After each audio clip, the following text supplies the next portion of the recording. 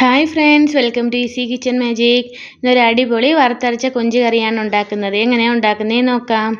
അതിനായി നല്ല ചുമന്ന കൊഞ്ചാണ് എടുത്തേക്കുന്നത്. ഇതിൻ്റെ തോടെല്ലാം പൊളിച്ച് കളഞ്ഞ് ക്ലീൻ ചെയ്തെടുക്കാം. ഇതിൻ്റെ തോടെല്ലാം പൊളിച്ച് കളഞ്ഞ് നല്ലോണം കഴുകി വൃത്തിയാക്കി വെച്ചിട്ടുണ്ട്. ഇനി ആവശ്യമായത് കുറച്ച് തേങ്ങയാണ്. ഒരു മീഡിയം സൈസ് തേങ്ങ ചിരകി വെച്ചിട്ടുണ്ട്. ഒരു വലിയ കഷ്ണം ഇഞ്ചി ചെറുതായിട്ട് അരിഞ്ഞു വെച്ചിട്ടുണ്ട്. ഒരു 10-15ഓളം കൊച്ചുള്ളി ചെറുതായിട്ട് അരിഞ്ഞു വെച്ചിട്ടുണ്ട്. ഇനി ഒരു പാൻ ഗ്യാസിലേക്ക് വെച്ച് കൊടുത്തിട്ടുണ്ട്. ഇനി നമുക്ക് തേങ്ങ വറുത്തെടുക്കാം. അങ്ങനെ തേങ്ങ അതിലേക്ക് ഇട്ട് കൊടുക്കാം. ഇനി ഇതിലേക്ക് അരിഞ്ഞു വെച്ചേക്കുന്ന കൊച്ചുള്ളി ഇട്ട് കൊടുക്കാം. അതുപോലെ ഇഞ്ചിയും അതിലേക്ക് ഇട്ട് കൊടുക്കാം. ഇനി ഇത് നല്ലോണം ഇളക്കി കൊടുക്കാം.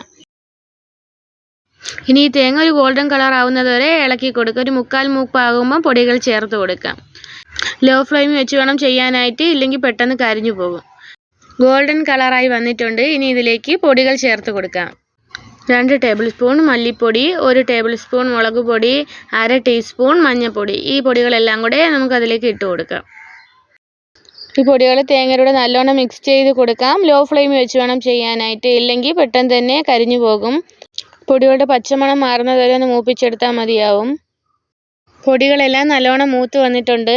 ഇനി ഫ്ലെയിം ഓഫ് ചെയ്ത് കൊടുക്കാം. എന്നിട്ടൊരു പാത്രത്തിലേക്ക് മാറ്റി കൊടുക്കാം. പാത്രത്തിലേക്ക് മാറ്റി വെച്ചിട്ടുണ്ട്. ഇനി ചൂടാറിയതിന് ശേഷം നമുക്ക് അരച്ചെടുക്കാം. തേങ്ങ തണുത്തിട്ടുണ്ട്. ഇനി ഇത് മിക്സി ജാറിലേക്ക് ഇട്ട് കൊടുക്കാം.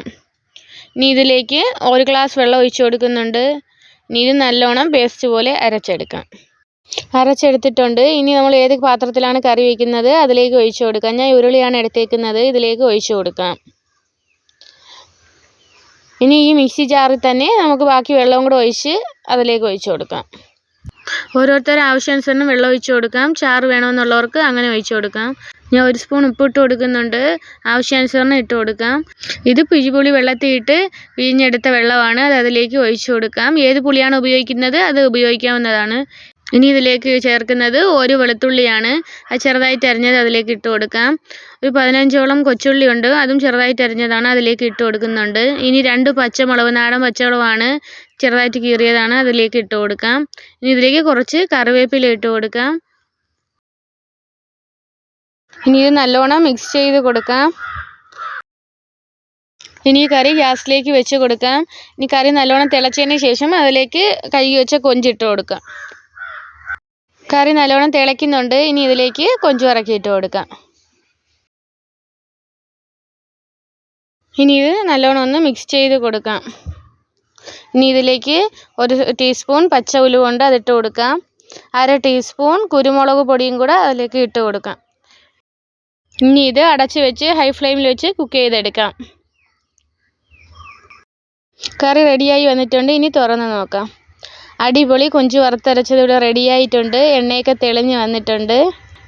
നല്ലൊരു സ്മെല്ലൊക്കെ വരുന്നുണ്ട്. ഇഷ്ടപ്പെട്ട എല്ലാവരും ഒന്ന് ട്രൈ ചെയ്ത് നോക്കണം. എൻ്റെ വീഡിയോസ് ആദ്യമായാണ് കാണുന്നതെങ്കിൽ സബ്സ്ക്രൈബ് ചെയ്യാൻ മറക്കല്ലേ. Thank you for watching.